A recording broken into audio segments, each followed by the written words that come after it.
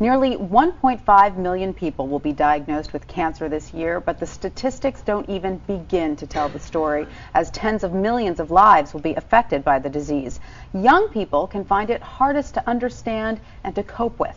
And so my guests today wanted to write a book for kids to help them better understand the disease.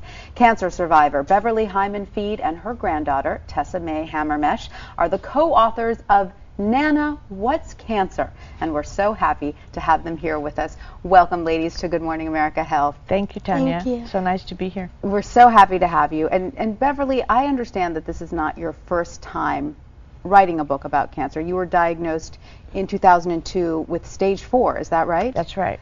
So tell us a little bit about that experience and what led you to write your first book. Well, at the time, I had been a painter all my life, and I just couldn't seem to go into my studio, and I wanted to get out my feelings. And I went to a poetry class at hospice and sat down, and once I put my pen to paper, I just couldn't stop writing. And I wanted to get this book out to people, to cancer patients, and let them know that cancer is different today, that there is hope.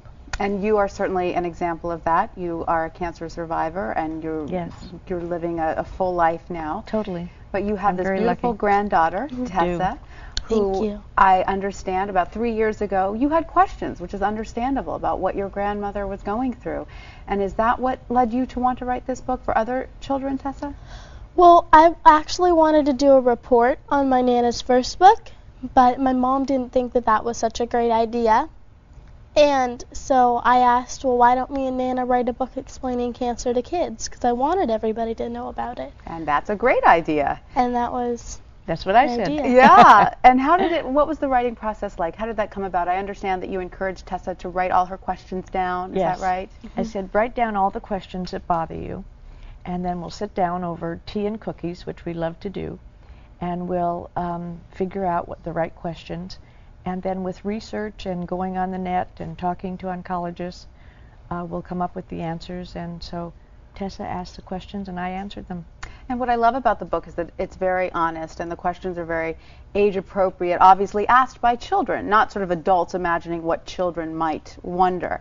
Especially the question about cancer, whether it's contagious. Can you catch cancer? I think it's probably very natural for children to wonder where this comes from and how you get it, because it can be very confusing. What did you, when you were coming up with these questions, was this process reassuring to you, Tessa? Yeah, I think it was reassuring because I learned a lot more than I had already known about cancer.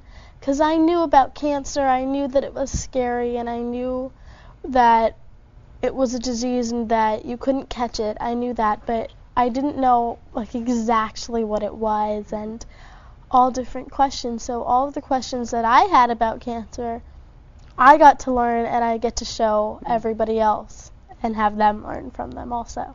And Beverlye, I love one of the images in the book that you came up with, that cancer is like a tiger. Can you expound on that a little bit? Well, I feel if you can keep the tiger in the cage, then it can't get to you. So if you don't smoke and if you drink moderately in alcohol, this is for grown-ups, of course. Of course. And if you exercise and surround your body with health, you'll keep that tiger in the cage and you won't let it out. And as Tess notes in the book, I've kept my tiger in the cage now for 7 years. So just a wonderful I've been very lucky. And when the tiger is in the cage, it's not quite as frightening. That's right. Then he can't hurt you. Absolutely. And there's another question in the book that's very poignant. Is it okay to be sad about someone who has cancer? And you say, yes, it is. Yeah, I think it's important for the child to talk to somebody in the family, in school, in outside help. I think it's important to know that it's okay to be sad. Yes, somebody you love is not feeling well, and not to hide your feelings. And yeah, and I think it's really important because when my grandpa Lou died of cancer, I was really upset, but I didn't talk to anybody about it, and then it just got all balled up inside of me. Yes, Tessa, you've had experience with cancer in your life before your grandmother, right? Can you tell us a little bit about that? Well, my dad's mom died of cancer when he was only 5 years old, and then his stepmom died of cancer a couple years ago, and his dad died of cancer 2 weeks after I was born, and my grandpa died of cancer when I was 8, and Nana's mother and 2 sisters and grandmother died of cancer.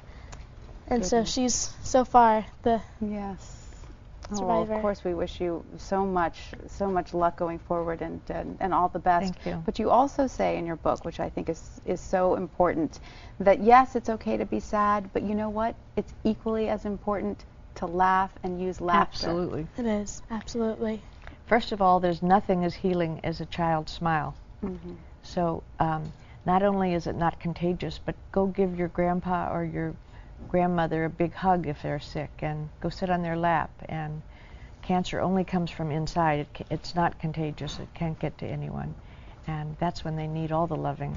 Absolutely. And there may not be any scientific basis for the healing power of laughter, although there may be, but we certainly know that it helps everyone feel better. Mm-hmm. Well, what we really want everyone to know is to bring cancer up in the family and to be able to talk about it, that it's not a secret. Right. And that everyone should be on the same page and know what's happening and not feel left out. Well, you've both done a wonderful job of shedding light on this very sad but very common illness that so many people deal with. So thanks to both of you. Thank you, Beverlye Tanya. and Tessa. Thank you so much. And the book is Nana, What's Cancer? ABC News Now. Good to know.